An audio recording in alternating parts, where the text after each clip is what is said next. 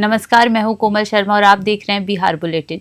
बिहार विधानसभा चुनाव के दूसरे चरण में पूर्णिया जिले की 7 विधानसभा सीटों पूर्णिया, धमदाहा, रूपोली, बनमनखी, कस्बा, बायसी और आमोर पर 11 नवंबर को मतदान होगा। आज शाम 5 बजे प्रचार और जनसभा का शोर थम गया। जिला निर्वाचन अधिकारी सह डीएम अंशुल कुमार और एसपी स्वीटी सहरावत ने प्रेस वार्ता में बताया कि जिले में कुल 20,93,212 मतदान अपने मताधिकार का प्रयोग करेंगे। इसके लिए 2,583 मतदान केंद्र बनाए गए हैं, जिनमें 492 संवेदनशील और 23 अति संवेदनशील बूथ शामिल है। दियारा क्षेत्र में नाव और घुड़सवार दस्ते की तैनाती की गई है, जबकि सभी विधानसभा क्षेत्रों में मॉडल, पिंक और युवा बूथ बनाए गए हैं।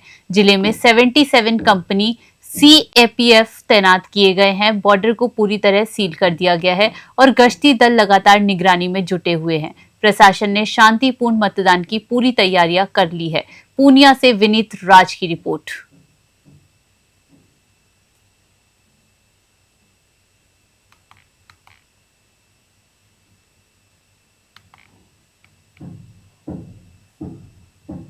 जैसा कि आप लोग सब जान रहे हैं कि फेज 2 में यानी कि 11 नवंबर को पूर्णिया जिला अंतर्गत सभी 7 विधानसभाओं में निर्वाचन की तिथि निर्धारित है। उसमें हमारे जिला अंतर्गत 2553 बूथ हैं और 1195 मतदान केंद्र भवन। सभी भवन CAPF की कंपनी वहाँ पर जो है तैनात रहेगी, उनके कंट्रोल में रहेगी। 290 जो है सेक्टर बनाए गए हैं, जिसमें पुलिस पदाधिकारी, मजिस्ट्रेट और बल की तैनाती रहेगी, जो लगभग 65 जो है भवन को कवर करेंगे। उन 290 सेक्टर पर 40 जोनल बनाए गए हैं, जिसमें इंस्पेक्टर रैंक के पदाधिकारी, मजिस्ट्रेट और उनके साथ बल भी तैनात रहेंगे। साथ के साथ 7 सुपर जोनल जो है हर विधानसभा पे एक सुपर जोनल बनाया गया है, उनके साथ एक QRT जिसमें BSAP और CAPF की टीम भी उनके साथ रहेंगी। 2025 के तहत आप सभी लोग अवगत हैं कि पूर्णिया जिले में 11 तारीख को निर्वाचन जो है वो प्रस्तावित हुआ है। तो मतदान का दिन जो है वह 11 तारीख है। सुबह 7 बजे से शाम के 6 बजे तक निर्वाचन कार्य होगा। आज जो हम लोग प्रेस वार्ता कर रहे हैं, ये लास्ट 48 आवर्स जिसको कहा जाता है, उसके लिए क्या क्या तैयारियां रहती हैं वो हम आपको अवगत कराना चाहते हैं कि आखिरी के 48 घंटे में सभी प्रकार का आज शाम के 6 बजे के पश्चात आम सभा और प्रचार प्रसार पूर्णतः प्रतिबंधित रहेगा। 11 तारीख को जो मतदान का दिन है, उस दिन कोई भी व्यक्ति जिसके पास अंगरक्षक हैं वह 100 मीटर की परिधि के बाहर ही, मतदान केंद्र के बाहर ही उसको रोकना होगा। जैसा कि आप लोग सब जान रहे हैं कि फेज 2 में यानी कि 11 नवंबर को पूर्णिया जिला अंतर्गत आगामी 11 नवंबर 2025 को सुबह 7 बजे से शाम 6 बजे तक होने वाले विधानसभा चुनाव को लेकर जिला प्रशासन ने सभी तैयारियां पूरी कर ली है। जिला अधिकारी धर्मेंद्र कुमार और पुलिस अधीक्षक सौरभ सुमन ने प्रेस कॉन्फ्रेंस कर बताया कि सभी मतदान दलों की ज्वाइनिंग प्रक्रिया पूरी कर ली गई है और मतदान कर्मियों को उनके निर्धारित केंद्रों पर भेजा जा रहा है।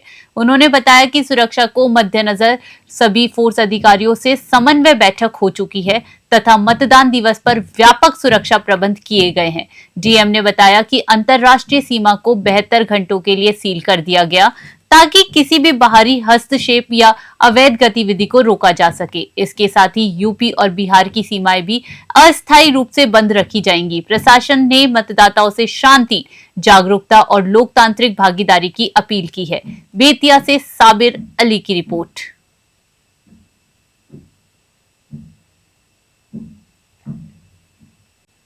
विधानसभा चुनाव के अंतिम चरण में वाल्मीकि नगर क्षेत्र का माहौल पूरी तरह चुनावी रंग में रंग गया। भोजपुरी फिल्म जगत का नामी अभिनेत्रियां और गायिकाएं एनडीए प्रत्याशी धीरेन्द्र प्रताप उर्फ रिंकू सिंह के समर्थन में सड़कों पर उतरी। मशहूर अभिनेत्री अंजना सिंह ने मधुबनी प्रखंड क्षेत्र में, शामली श्रीवास्तव ने पिपरासी में, जबकि लोकप्रिय गायिका शिल्पी राज ने बीतहा और ठकरहा प्रखंडों में रोड शो किया। इन कलाकारों ने के साथ वाल्मीकि नगर, मदनपुर, नौरंगिया, सिरसिया, दरुआबारी, संतपुर, चंपापुर, कठारवा, सेमरा बाजार और नरवल बरवल क्षेत्रों में जनसमर्थन रैली निकाली गई। जगह जगह चौक चौराहों पर लोगों की भारी भीड़ उमड़ी और कलाकारों की एक झलक पाने को लोग आतुर दिखे। रविवार शाम 5 बजे चुनाव प्रचार थम गया, लेकिन भोजपुरी सितारों के रोड शो ने वाल्मीकि नगर के चुनावी माहौल में नई गर्मी भर दी। वाल्मीकि नगर से उदय शंकर की रिपोर्ट।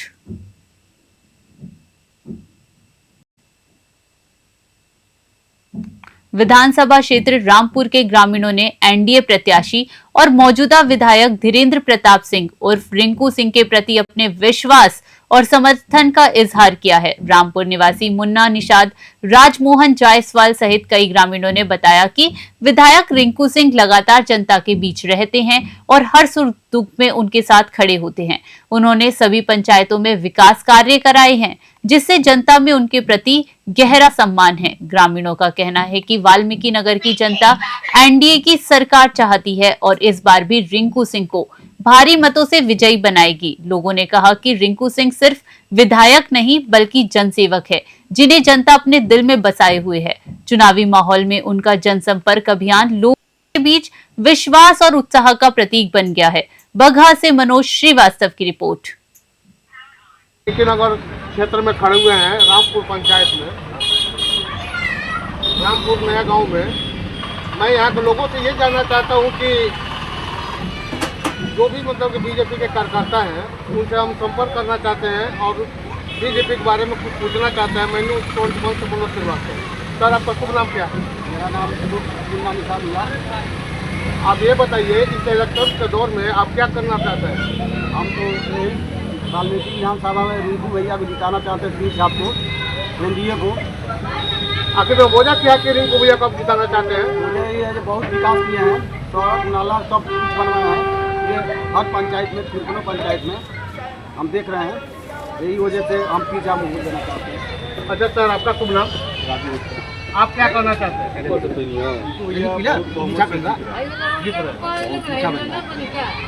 1 लाख पार। 1 लाख पार। अच्छा सर, आपका शुभ नाम? आप इस इलेक्शन के बारे में क्या कहना चाहते हैं? देखिए, यहाँ पे एनडीए का ही सरकार बनेगा और यहाँ के विधायक हैं कैसे कर सकते हैं कि धीरेन्द्र प्रताप सिंह जीतेंगे? क्योंकि उन्होंने इतना काम किया है कि कोई दूसरा आ ही नहीं सकता। यहाँ पूरा गांव टोला सब रिंकू सिंह का दीवाना है, पीठ का दीवाना है, नीतीश का दीवाना है। धन्यवाद सर। आपका शुभ नाम? आप क्या कहना चाहते हैं? यानी कि यहाँ पर देखने में ये आ रहा है कि बीजेपी के कैंडिडेट जो हमारे हैं रिंकू बाबू, इनके बारे में बहुत सी बातें हुई और ये समझ में आ रहा है कि रिंकू बाबू ने इस वाल्मीकि नगर विधानसभा में बहुत से काम किए हैं। अब आइए हम इनसे बात करते हैं। आपका शुभ नाम सर? मेरा नाम धर्मेंद्र गिरी हुआ और हम लोग यही चाह रहे हैं कि केंद्र में जो है कि मोदी जी बैठे हैं, राज्य में नीतीश जी बैठे हैं। इन लोग नेतृत्व में माननीय हमारे विधायक जी जो रिंकू सिंह हैं, उन्होंने इतना काम किया है अपने विधानसभा क्षेत्र में, इसलिए हम लोग कह रहे हैं कि उनके टक्कर में कोई है ही नहीं है, कोई प्रत्याशी नहीं है जो उनके टक्कर दे सके। इसलिए उनका जीत सुनिश्चित है, एकदम निश्चित है। बिहार विधानसभा चुनाव के दूसरे चरण को लेकर प्रशासन पूरी तरह सतर्क हो गया है। चुनाव से पहले वाल्मीकि नगर स्थित इंडो नेपाल गंडक बराज सीमा को 72 घंटों के लिए सील कर दिया गया है। एसएसबी 21वीं बटालियन के कमांडेंट तपेश्वर संवित राउत ने बताया कि 11 नवंबर को मतदान को देखते हुए ये कदम सुरक्षा कारणों से उठाया गया है। उन्होंने कहा कि इस दौरान मेडिकल जैसी आपातकालीन सेवाएं जारी रहेंगी ताकि आम जनता को कोई असुविधा न हो। इंडो नेपाल सीमा के गंडक बराज, वाल्मीकि आश्रम और चक दहवा स्थित विवादित सुस्ता बॉर्डर पर विशेष निगरानी की जा रही है। सीमा क्षेत्र में एसएसबी और बिहार पुलिस के जवानों को तैनात कर गश्त बढ़ा दी गई है। प्रशासन का कहना है कि किसी भी शांति विरोधी या अवैध गतिविधि पर सख्त कार्रवाई की जाएगी। सीमा क्षेत्र में सुरक्षा और विधि व्यवस्था पूरी तरह नियंत्रण में है। वाल्मीकि नगर से उदय शंकर की रिपोर्ट।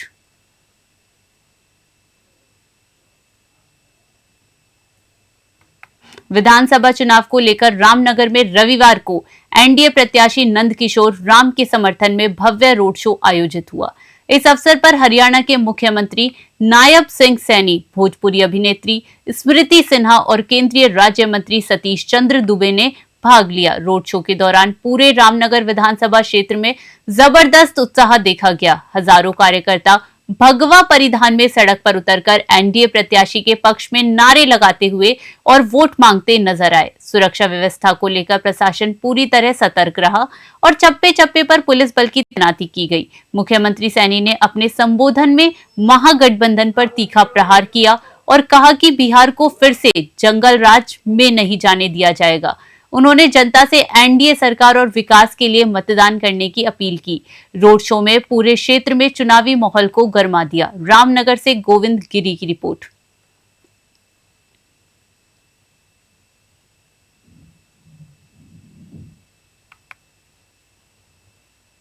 विधानसभा चुनाव प्रचार के अंतिम दिन बासोपट्टी स्थित ईश्वर सच्चिदानंद पल्स 2 उच्च विद्यालय मैदान में केंद्रीय कृषि मंत्री शिवराज सिंह चौहान ने एनडीए प्रत्याशी अरुण शंकर प्रसाद के समर्थन में जनसभा को संबोधित किया। सभा स्थल पर हजारों की भीड़ उमड़ी और भाजपा कार्यकर्ताओं में जबरदस्त उत्साह देखने को मिला। अपने भाषण में चौहान ने डबल इंजन सरकार की उपलब्धियां गिनाते हुए कहा कि एनडीए ने किसानों के जीवन में सुधार के लिए ऐतिहासिक कदम उठाए हैं। प्रधानमंत्री किसान सम्मान निधि, आवास योजना और उज्ज्वल योजना से करोड़ों परिवार लाभान्वित हुए हैं। उन्होंने कहा कि सड़क, शिक्षा, स्वास्थ्य और रोजगार के क्षेत्र में एनडीए सरकार ने उल्लेखनीय कार्य किए हैं। मंत्री ने विपक्ष पर निशाना साधते हुए कहा कि वे केवल वादे करते हैं, जबकि नीतीश कुमार और नरेंद्र मोदी जनता के सपनों को साकार करते हैं। उन्होंने जनता से अरुण शंकर प्रसाद को भारी मतों से विजयी बनाने की अपील की। मधुबनी से स्नेहानंद मिश्रा की रिपोर्ट।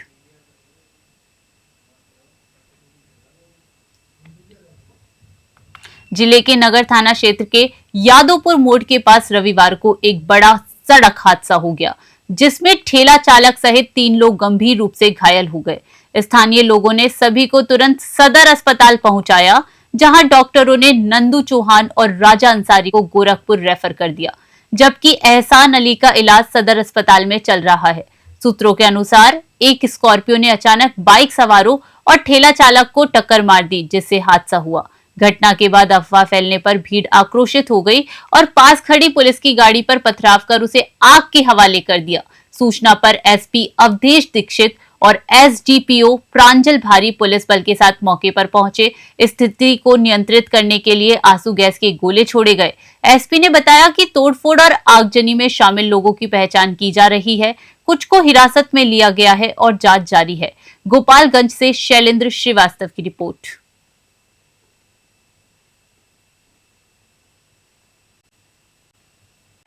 बिहार विधानसभा चुनाव 2025 को शांतिपूर्ण, निष्पक्ष और भयमुक्त माहौल में संपन्न कराने के उद्देश्य से रविवार को पुलिस केंद्र बगहा में संयुक्त ब्रीफिंग का आयोजन किया गया। इस ब्रीफिंग में पुलिस अधीक्षक Awadhesh Dikshit, SSB, CRPF, ITBP और महाराष्ट्र पुलिस के वरीय पदाधिकारी एवं जवान उपस्थित रहे। एसपी ने बैठक में निर्वाचन आयोग के दिशा निर्देशों का सख्ती से पालन करने, आदर्श आचार संहिता के अनुपालन और विधि व्यवस्था बनाए रखने के निर्देश दिए। उन्होंने संवेदनशील और अति संवेदनशील क्षेत्रों में विशेष गश्त और निगरानी बढ़ाने पर जोर दिया। एसपी ने कहा कि सभी बलों को समन्वय बनाकर कार्य करना होगा ताकि किसी भी प्रकार की कोई अप्रिय स्थिति से निपटा जा सके। बैठक में एसएसबी एवं आईटीबीपी के समादेष्ट समेत अन्य वरिष्ठ अधिकारी भी मौजूद रहे। पुलिस प्रशासन ने पूर्ण तैयारी के साथ शांतिपूर्ण मतदान का भरोसा जताया। बगहा से गोविंद गिरी की रिपोर्ट।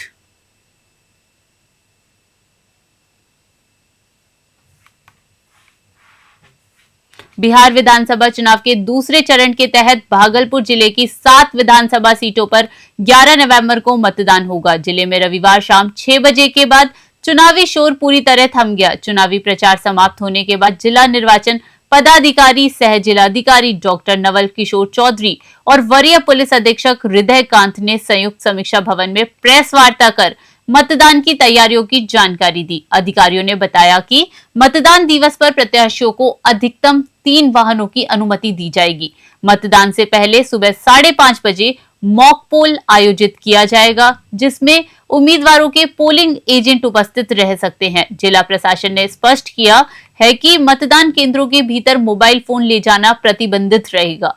मतदाताओं की सुविधा के लिए मतदान केंद्रों के पास हेल्प डेस्क बनाए गए हैं। शांतिपूर्ण और निष्पक्ष मतदान सुनिश्चित करने के लिए पुलिस बल की पर्याप्त तैनाती की गई है। जिला प्रशासन ने मतदाताओं से अपील की है कि वे निर्भीक होकर मतदान करें और लोकतंत्र के इस महापर्व में अपनी सक्रिय भागीदारी सुनिश्चित करें। भागलपुर से राहिल सिद्दीकी की रिपोर्ट।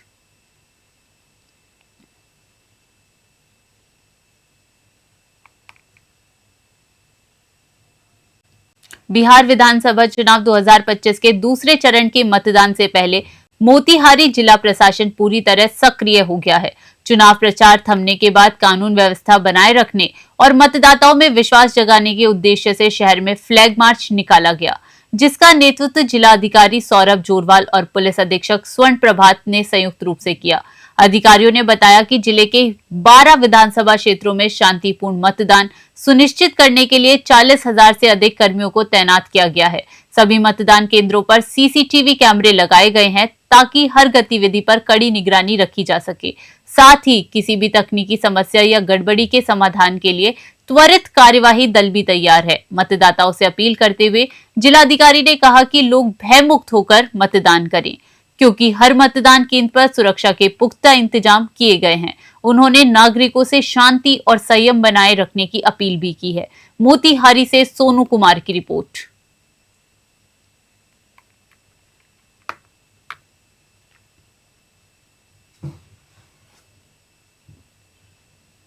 फिलहाल बिहार बुलेटिन में इतना ही। बड़ी खबरों के लिए बने रहिए News 21 पे। नमस्कार।